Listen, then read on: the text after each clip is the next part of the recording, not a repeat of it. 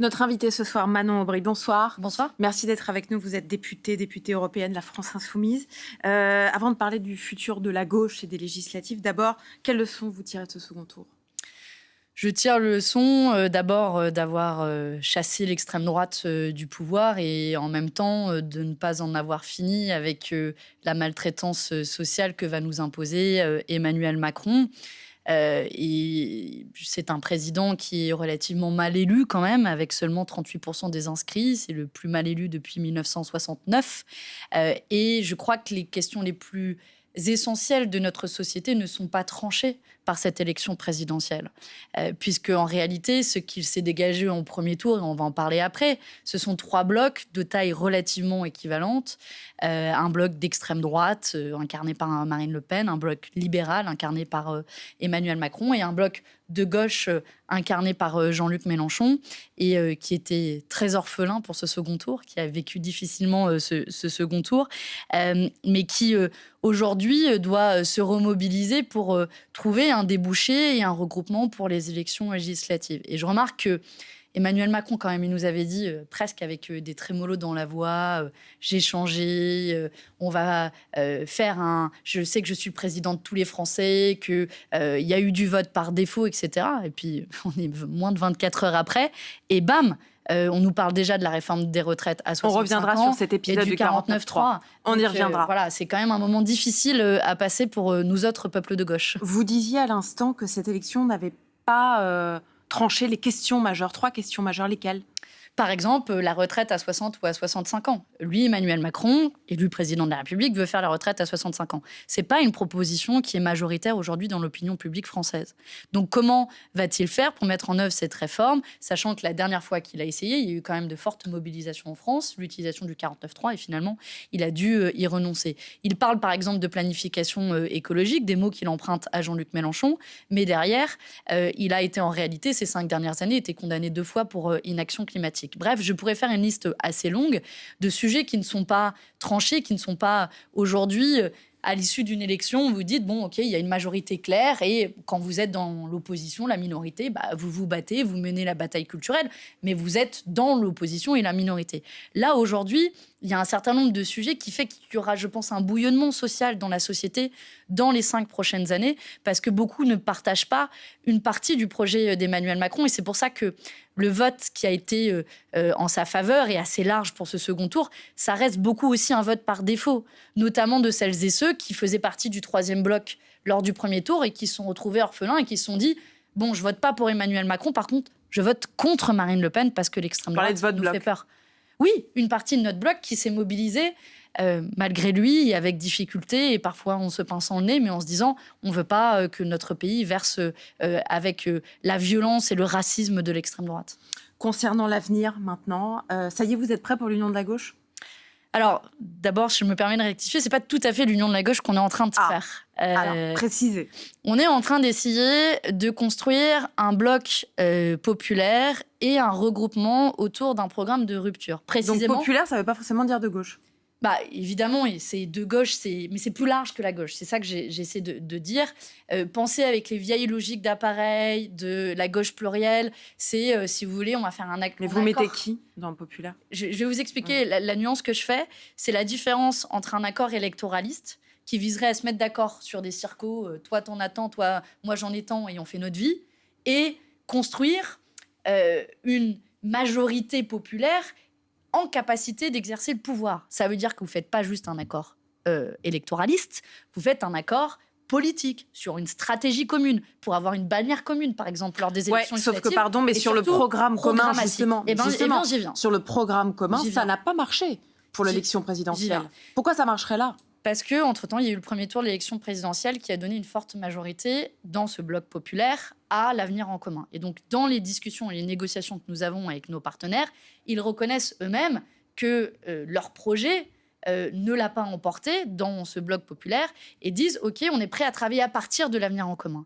Et nous sommes prêts, à partir de l'avenir en commun, à dire OK, construisons ensemble, enrichissons-le quand c'est nécessaire, mais soyons sûrs d'avoir des marqueurs clairs sur lesquels nous avons fait campagne, comme la retraite à 60 ans, comme le blocage des prix, comme la 6ème République, comme la planification écologique. Je ne vous fais pas la Sur le liste nucléaire, complète. par exemple, avec les communistes. Sur le nucléaire, nous avions dit pendant la campagne que nous étions prêts à faire un référendum pour solder cette question de manière démocratique. Mais à la fois, nous, en tant qu'Union populaire et les communistes, et les écologistes, ont défendu la sortie du nucléaire.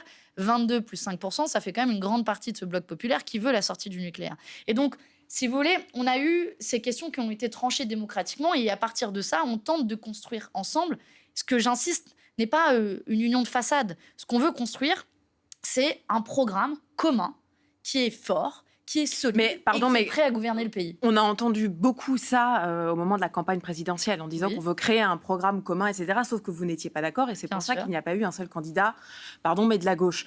Là, aujourd'hui, en fait, ce que vous proposez finalement, c'est de dire c'est nous qui avons remporté le plus de voix, vous prenez notre programme et basta. On ne dit pas que c'est à prendre à laisser. Dans notre programme, il y a 694 propositions. Je vous le dis assez clairement, et c'est une chose, par exemple, qu'on n'a pas encore rendue publique, mais ce sur quoi on est en train de travailler, c'est une architecture commune autour de 300 propositions qui permettent de traiter la majorité, l'ensemble des sujets de société qu'un gouvernement, si demain Jean-Luc Mélenchon était Premier ministre, il faudra qu'il se prononce sur la question européenne, sur les questions énergétiques, sur les questions économiques. Et donc, ça fait partie des sujets que l'on discute. Et à la fois Europe Écologie Les Verts, les communistes, prennent acte du fait que ce programme a rassemblé 7,7 millions d'électeurs. Et donc, c'est aujourd'hui celui qui est le plus largement partagé. Mais si vous voulez, c'est une construction qu'on fait en commun, de nouveau, pour pas se dire... Moi, ça m'embêterait qu'on se dise, OK, toute cette histoire, elle a achoppé pour une histoire de 2 ou 3 circos. Franchement, c'est pas à la hauteur du moment. Là, il s'agit d'être en capacité de gouverner le pays pour dire aux gens qui pourraient être un peu désespérés par ce second tour. Disons-le, il y en a plein. Je suis sûre que tout le monde voit de qui je parle. Ces gens-là qui se disent, on est 24 heures après, on nous assomme avec la retraite à 65 ans, comment on fait en sorte pour arrêter ce projet funeste ? Eh bien, pour ça, on place une majorité de ce bloc populaire à l'Assemblée nationale. Et c'est intéressant parce que les premiers sondages qui agrègent les blocs nous donnent 36%, à savoir le meilleur résultat entre les 3 blocs. Donc oui, c'est possible si on a une majorité qui est sur des propositions claires. Et c'est pour ça que ces discussions programmatiques ne doivent pas faire l'économie de traiter l'ensemble des sujets qu'un gouvernement devra traiter si demain nous sommes au pouvoir. Quand on regarde les résultats du premier tour de l'élection présidentielle, la France insoumise fait de très bons scores dans les quartiers, on va dire, populaires des grandes villes. Plutôt faible, en revanche, dans les quartiers populaires, périphériques des campagnes. Finalement, la France insoumise est forte, est faible là où le Rassemblement national est fort, assez souvent. Comment vous comptez travailler sur ce point avant les législatives, pour les législatives ? D'abord, en disant à tous ces gens-là qu'on comprend leur colère et que je pense qu'il faut la respecter quand vous avez subi les politiques sociales d'Emmanuel Macron ces 5 dernières années. Par exemple, je sais qu'un des vecteurs de mobilisation de l'électorat dans les zones rurales, c'est la question du prix de l'essence, qui étrangle les gens littéralement quand vous êtes allé jusqu'à 2 € le litre d'essence. Et donc, une des solutions, c'est pouvoir marteler sur ces propositions de pouvoir d'achat et démontrer à quel point l'extrême droite est une fausse solution, une forme d'arnaque sociale. Donc ça veut dire être en mesure de travailler ces propositions, de les mettre suffisamment en exergue pour qu'elles parlent à ces milieux-là. Et puis, un des enjeux de la mobilisation, très clairement, ça va être de dire OK, à quoi ça sert d'aller voter pour l'élection législative ? C'est marrant parce que juste après l'élection présidentielle, il y a eu énormément de recherches sur Google sur comment le Premier ministre est désigné. Et si vous faites le test autour de vous, c'est pas évident. 5e République, c'est un peu compliqué quand même dans son fonctionnement. Donc, nous, ça a été recherché parce que Jean-Luc Mélenchon a dit qu'il voulait être élu Premier ministre. C'est la raison. Et donc, ça montre que ça a de l'écho. Qu'il y a beaucoup de gens dans ce pays qui se disent « Ah ouais, en fait, on pourrait avoir Jean-Luc Mélenchon Premier ministre ?» Bah oui, c'est possible s'il a une majorité à l'Assemblée nationale, sachant que l'Assemblée nationale sera probablement plus divisée que les fois précédentes. Et donc, ça veut dire que pour cette élection législative, l'enjeu, c'est aussi de dire aux gens, ça sert à quelque chose d'aller voter. Je vous donne juste une anecdote avec qui j'ai discuté pour venir dans le taxi qui m'a amené ici. C'est donc un chauffeur de taxi qui m'a dit, j'ai jamais voté aux législatives. Je lui ai dit pourquoi. Il m'a dit, j'avais l'impression que ça ne servait à rien. Mais je lui ai dit, mais vous savez, cette fois-ci, on peut faire en sorte que Macron, il est pas un gouvernement. Il m'a fait, mais c'est possible. Bah oui, c'est possible. C'est possible si, à l'Assemblée nationale, on élit suffisamment de députés Et ensuite, Emmanuel Macron, malgré lui, il devra nommer un Premier ministre issu de cette majorité. C'est possible, sauf que le 49.3 est toujours possible, quand même, malgré tout. Malheureusement. Concernant la réforme des retraites, justement, on va écouter ce que disait Bruno Le Maire, le ministre de l'économie, ce matin. C'était sur France Info. Il répondait à une question de Salia Brakila. Bruno Le Maire, vu le caractère inflammable de cette réforme, est-ce que vous nous garantissez ce matin que le gouvernement ne passera pas en force, n'utilisera pas le 49.3 pour faire passer cette réforme? Je ne peux pas donner cette garantie, je ne le souhaite pas, ça c'est certain. J'ai toujours dit que cette réforme devait faire l'objet le plus possible de discussions et de dialogues, avec l'espoir de parvenir à un compromis. Jean-Luc Mélenchon, Premier ministre, qu'est-ce qu'il peut faire contre ça?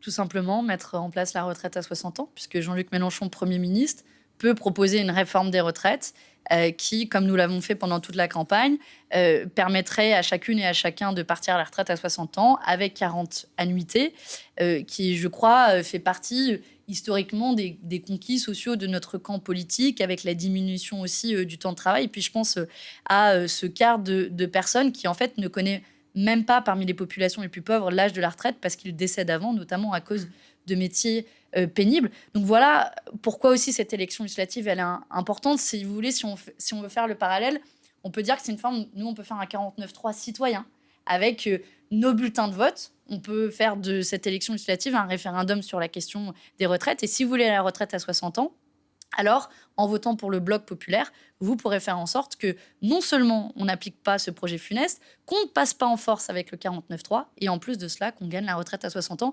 Je crois que ça donne beaucoup de pouvoir à un bulletin de vote. Merci beaucoup, Merci Manon Aubry, d'avoir été avec nous ce soir. On va